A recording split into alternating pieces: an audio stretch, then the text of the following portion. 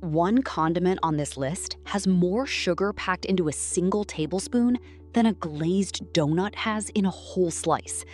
And it's not the one most people would guess. I'll tell you exactly which one and why once we get there. Every bottle in your fridge door has a number on the back most people never actually read. And by the end of this video, you're gonna wanna go check a few of them yourself. We're ranking 6 popular sauces and condiments by actual grams of sugar per tablespoon, starting with the one you'd never suspect, ending with the one doing the most damage per squeeze. And there's a twist waiting at the very end about the one sitting on your healthy salad. Here's the number worth knowing before we start. According to Harvard's T.H. Chan School of Public Health, daily added sugar intake should stay under roughly 24 to 36 grams. Yet the average American consumes about 88 grams of added sugar a day. Condiments are a big, quiet part of that gap because nobody thinks of ketchup or dressing as a sugar food the way they think of candy or soda. The FDA now requires food labels to list added sugars as a separate line, which makes this easier to check than it used to be. You just have to know where to look. Most of the sugar in this category isn't cane sugar sitting plainly on the ingredient list either. It often shows up as high fructose corn syrup, a cheaper, more concentrated sweetener that manufacturers favor because it extends shelf life and costs less at scale than regular sugar. There's also a blood sugar angle worth knowing. Sauces with a moderate glycemic index, meaning they raise blood sugar at a moderate to fast rate, tend to feel harmless because the portion size is small. A tablespoon doesn't look like much on a plate.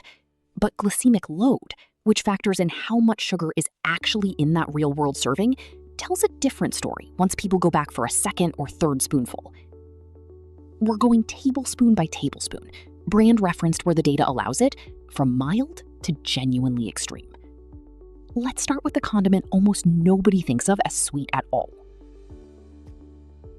A single tablespoon of ketchup contains about 3.7 grams of sugar, and that's actually more sugar than you'll find in the same size serving of mustard or mayonnaise, both of which sit under 1% of the daily value for sugar. Ketchup gets a pass in most people's minds because it's tomato-based and doesn't taste like dessert, but the sweetness is doing real work in the background to balance out the acidity from the tomatoes and vinegar. Ketchup carries a glycemic index of about 55 and a glycemic load of around 3 per serving. On its own, that's not alarming, but it also carries 154 milligrams of sodium per tablespoon, meaning the sugar and salt are working together, not separately, every time it's used.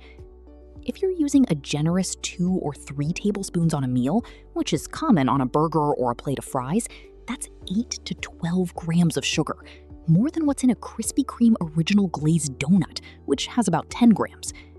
Do that 3 or 4 times a week across different meals, and ketchup alone can quietly account for a meaningful chunk of a week's added sugar total, without a single spoonful of anything that actually tastes like dessert.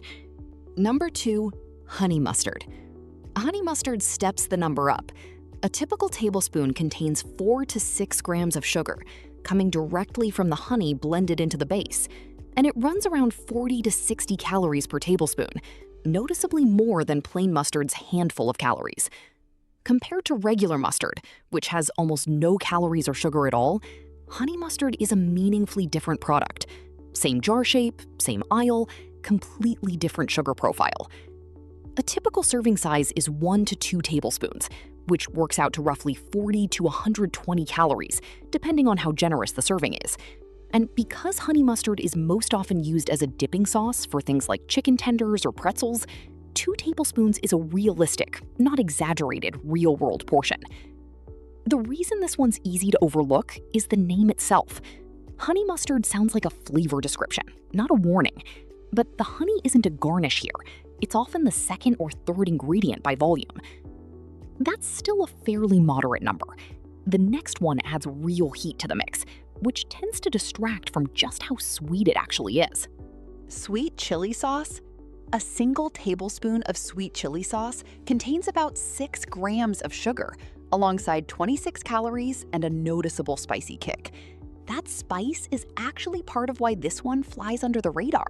the heat on your tongue distracts from how much sweetness is sitting underneath it. People associate spicy with not a dessert, which isn't necessarily true here.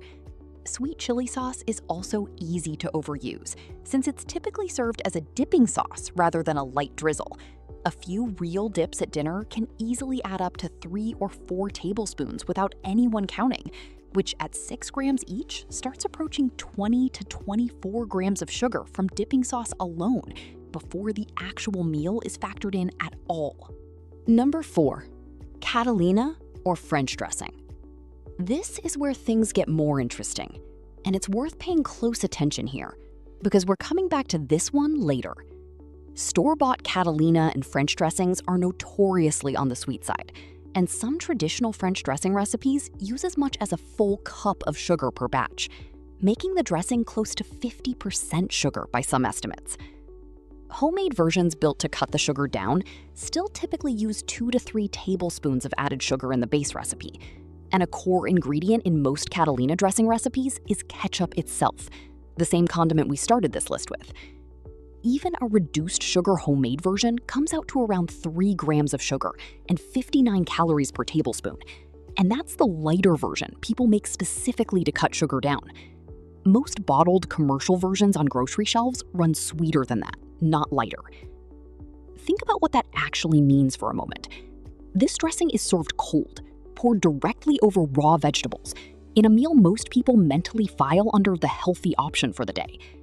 Nobody scrutinizes a salad dressing bottle the way they'd scrutinize a candy bar label, because the food it's sitting on is doing all the reputational work. Hold on to that fact. Every sauce on this list so far has been honest about being a condiment. If this changed how you look at your condiment shelf, hit subscribe.